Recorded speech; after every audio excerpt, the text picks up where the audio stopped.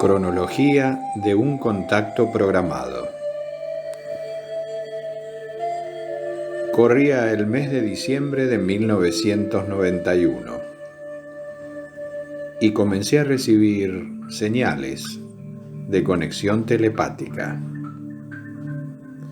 Esto ya me había ocurrido antes. Ciertos zumbidos en un tono muy especial e identificable para mí. Sueños lúcidos con imágenes nítidas de determinados lugares. Una extraña sensación mezcla de inquietud con alegría. Necesidad imperante de meditar cada vez más como camino a la conexión interna. Y un estado de alerta hacia el entorno casi permanente.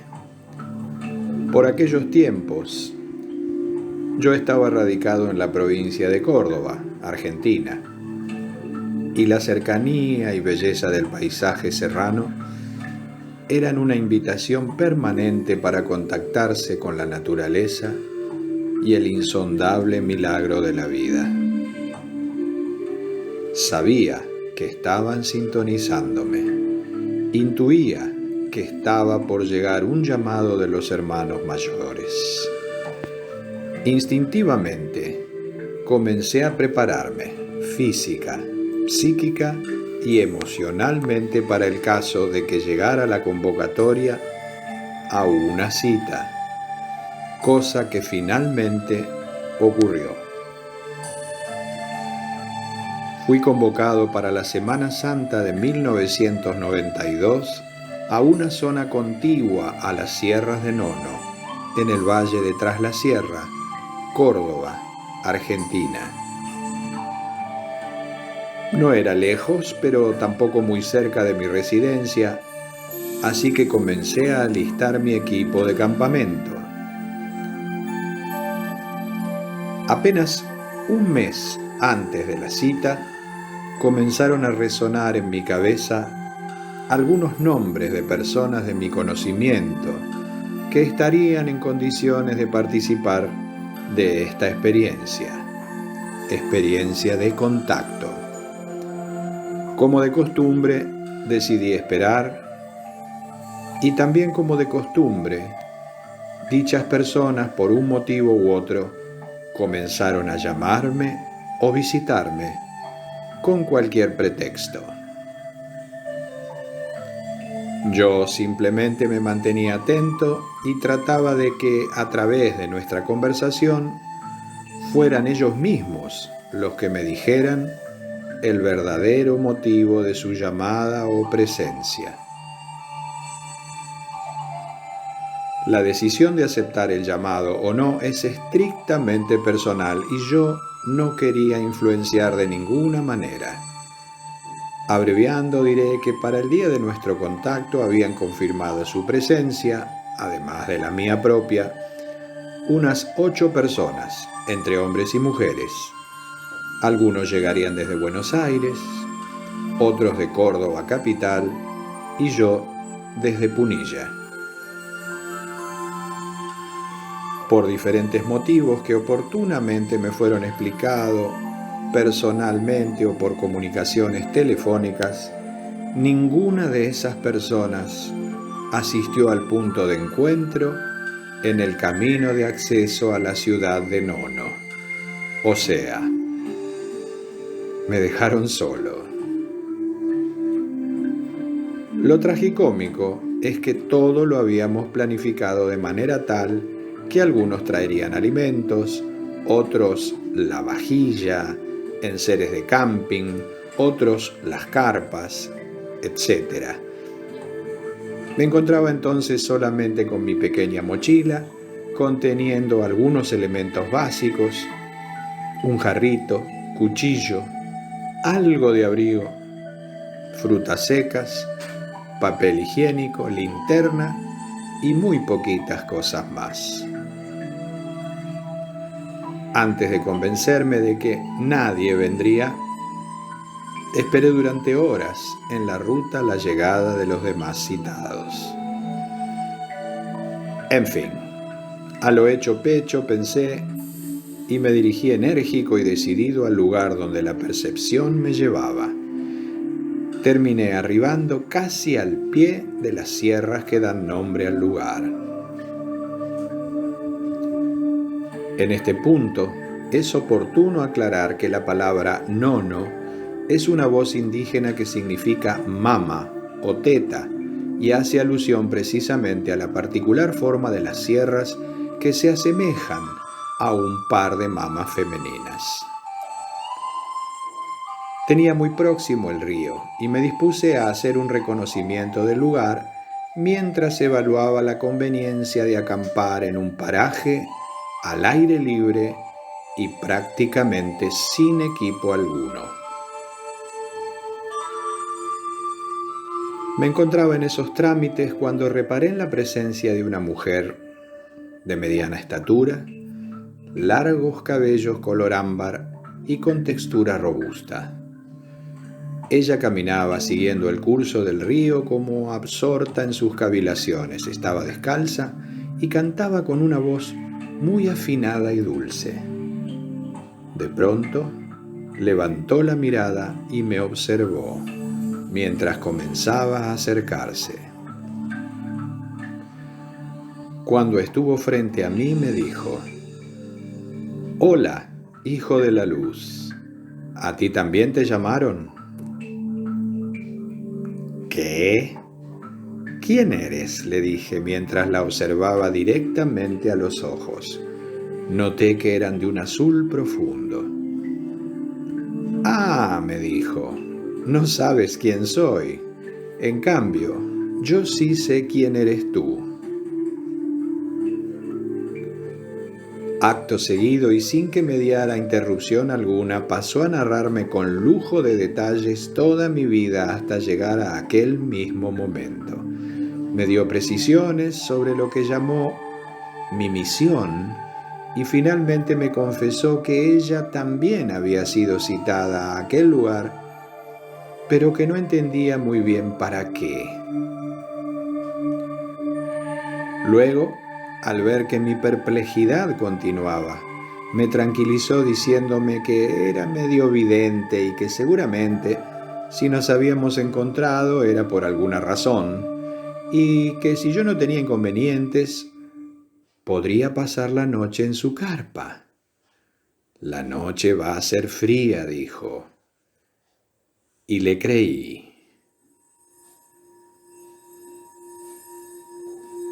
Por eso también acepté a esta compañera que Dios o el destino o lo que fuere me había enviado para que no estuviera tan solo. A partir de ahora y para facilitar el relato comenzaré a llamarla Susana. En verdad, y a pesar de contar ya con alguna experiencia en estas cosas, seguía un poco dolido y decepcionado por el abandono de los que iban a ser mis compañeros de contacto. Prueba para el ego. Con mi nueva y misteriosa compañera armamos la carpa, nos abrigamos, encendimos una fogata y casi a las 20 compartimos una frugal cena que consistió en frutas secas y frescas, sumando un rico té de hierbas para entrar en calor y favorecer la digestión. Se me había indicado que a la medianoche debería estar atento y relajado esperando el contacto. Mi compañera me dijo que ella no tenía instrucciones al respecto, así que simplemente haría algo de oración y se iría a dormir temprano. Alrededor de las 22 horas nos metimos en la carpa. La noche, tal como lo había predicho Susana, comenzaba a ponerse fría. Encendí mi linterna y me puse a leer los evangelios apócrifos. A los pocos minutos, mi ocasional compañera dormía plácidamente. No sé en qué momento me habré dormido yo, pero lo cierto es que de pronto me despertó la voz de Susana que me decía: «Apagá la linterna, que ya es tarde». y duérmete. Al intentar cumplimentar lo ordenado, noté una extraña claridad.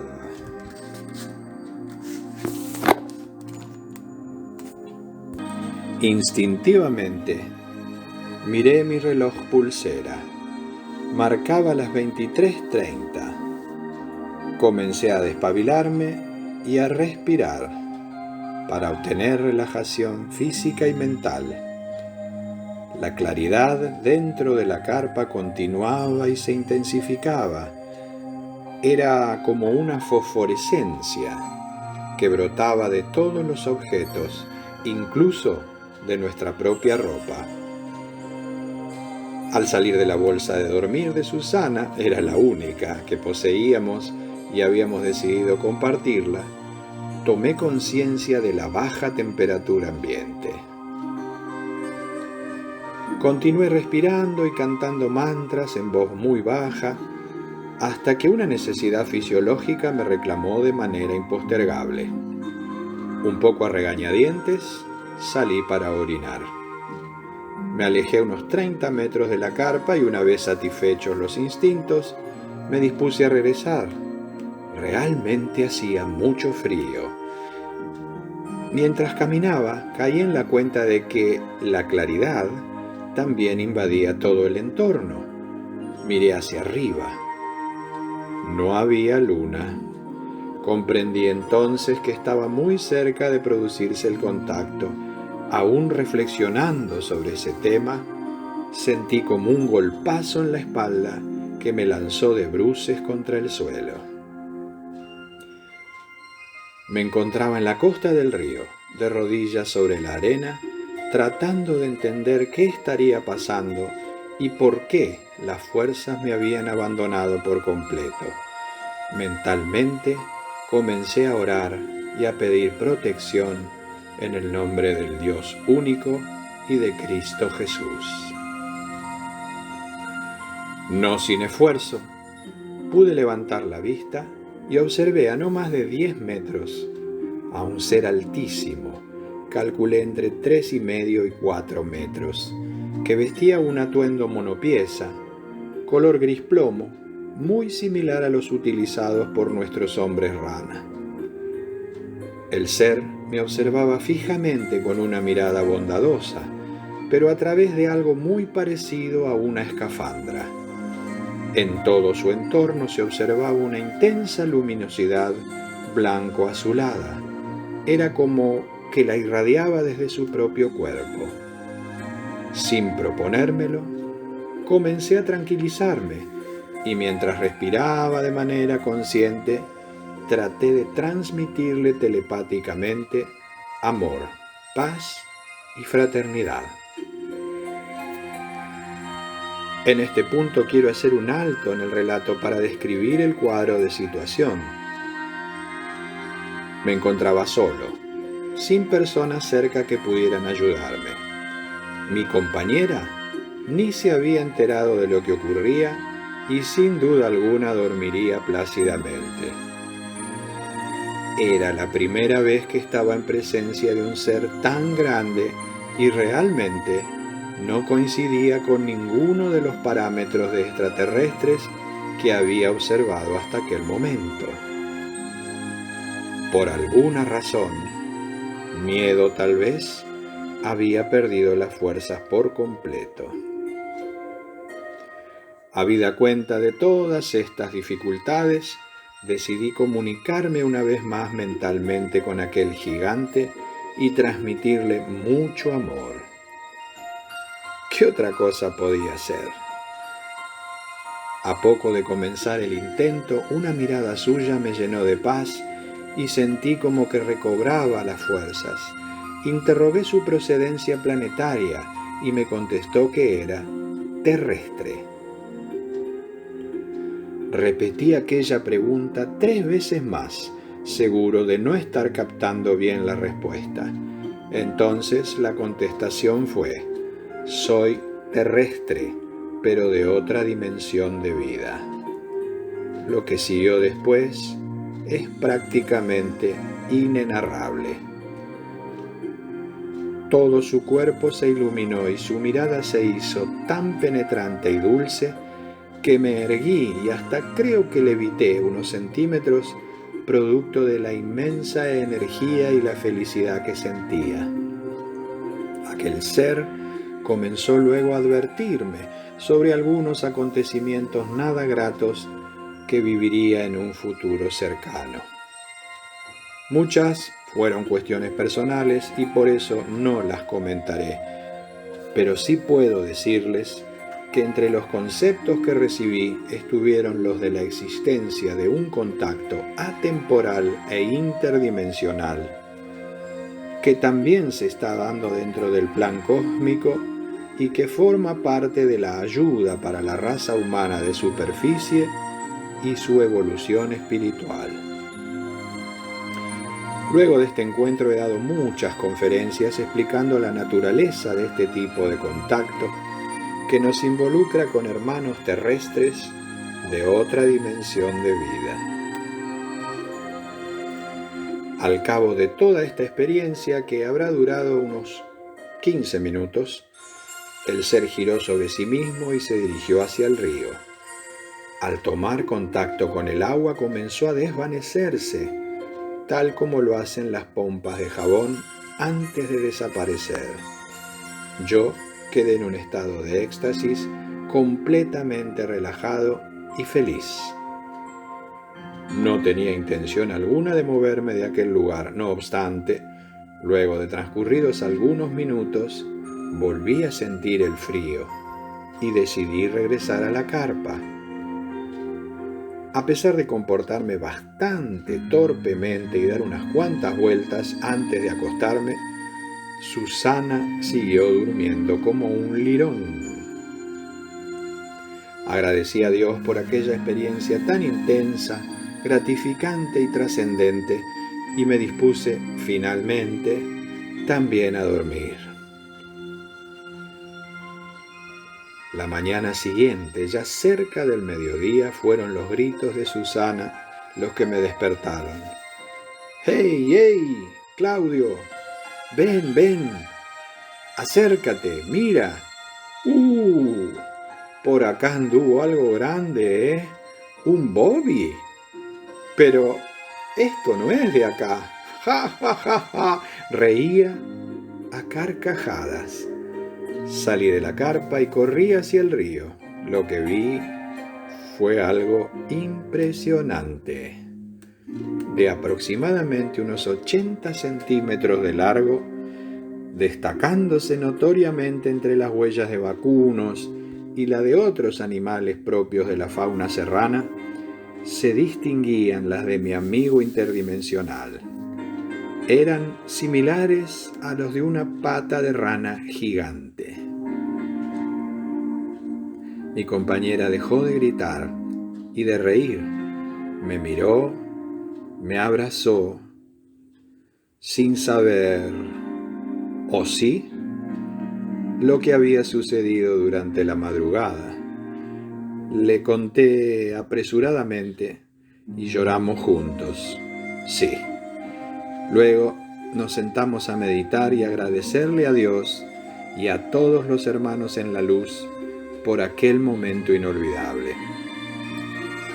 Mucho tiempo después, fruto de mis investigaciones, me enteré que en las mitologías del antiguo Japón existían unos seres llamados Kappas, cuya descripción coincide en un 99% con la de mi amigo de las serranías de Nono.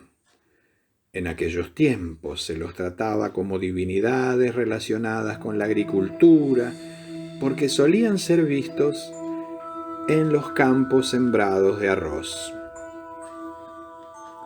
En fin, ¿para qué seguir narrando, amigos míos? A esta altura, todos ustedes ya estarán sintiendo sus conclusiones. Para mí, fue sencillamente inolvidable.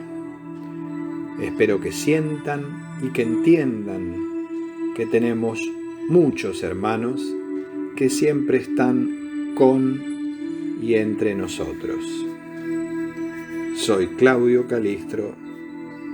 Los bendigo. Paz y bien.